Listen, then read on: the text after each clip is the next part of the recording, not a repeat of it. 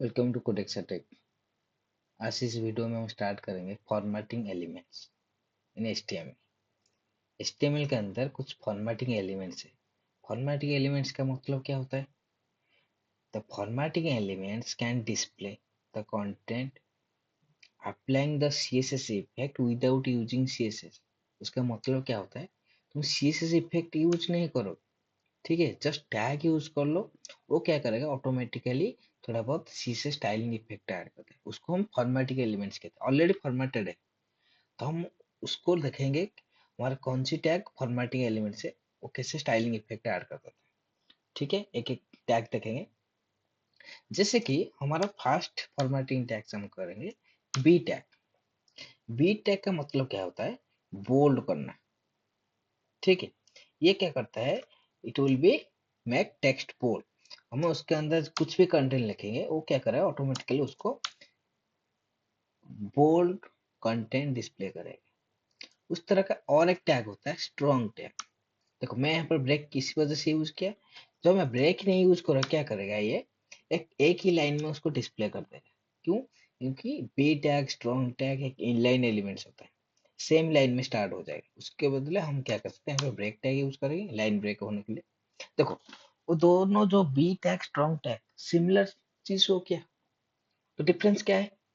देखो, B tag क्या करता है? जस्ट कंटेंट को बोल्ड कर देता है।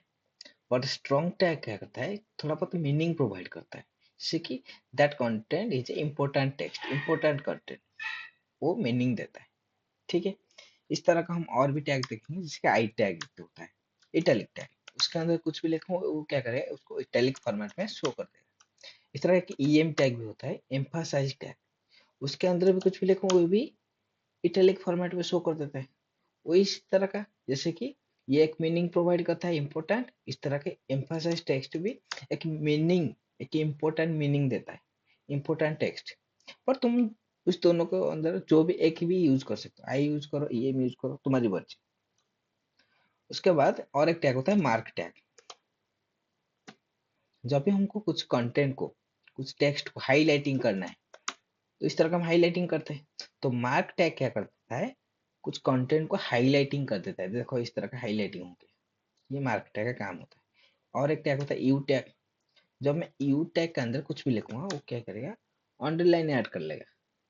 टेक्स्ट में अंडरलाइन ऐड कर देता है यू टैग, अंडरलाइन टैग। इस तरह का और एक टैग होता है इंसर्ट। उसको जब मैं इंसर्ट टैग के अंदर कुछ भी लिखूंगा, तो वो भी सेम चीज हो गया, बट मीनिंग देता है। ये क्या मीनिंग देता है?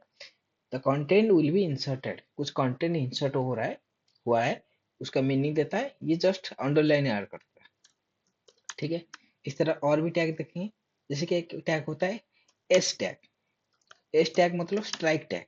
जब मैं, देखो, एस टैग यूज किया, ये क्या करे? टेक्स्ट के ऊपर एक स्ट्राइक ऐड कर दिया, एक लाइन थ्रू ऐड कर दिया बीच में, टेक्स्ट के बीच में। इस तरह का हम और क्या कर सकते हैं?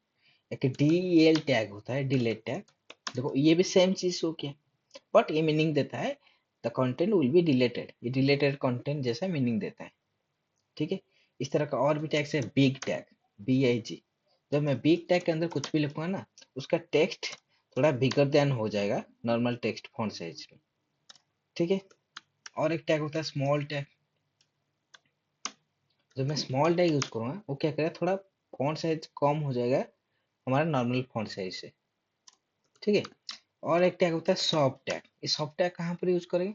जैसे कि तुमको मैं बोलूंगा H2O लिखो, हटर का फॉर्मूला H2O।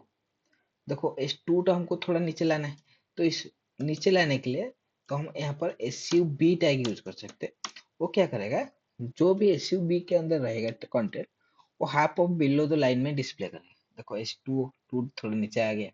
इस तरह का हम और क्या कर सकते हैं? जैसे कि ए स्क्वायर तुमको लिखना है, ए स्क्वायर प्लस बी स्क्वायर, इस तरह लिखना है। तो अभी देखो, स्क्वायर तो ऊपर रखना है 2 को, तो SUP टैग यूज कर सकते हैं।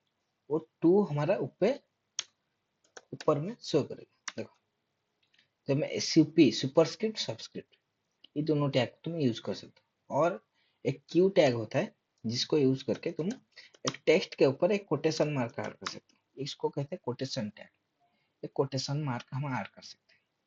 ये हमारा हो गया, जितने भी चीज मैंने तुमको बोला ये हमारा हो गया फॉर्मेटिंग एलिमेंट्स, जिसको हम यूज करके कुछ डिफॉल्ट सीएसएस अप्लाई कर सकते हैं, कुछ भी सीएसएस यूज ना करके।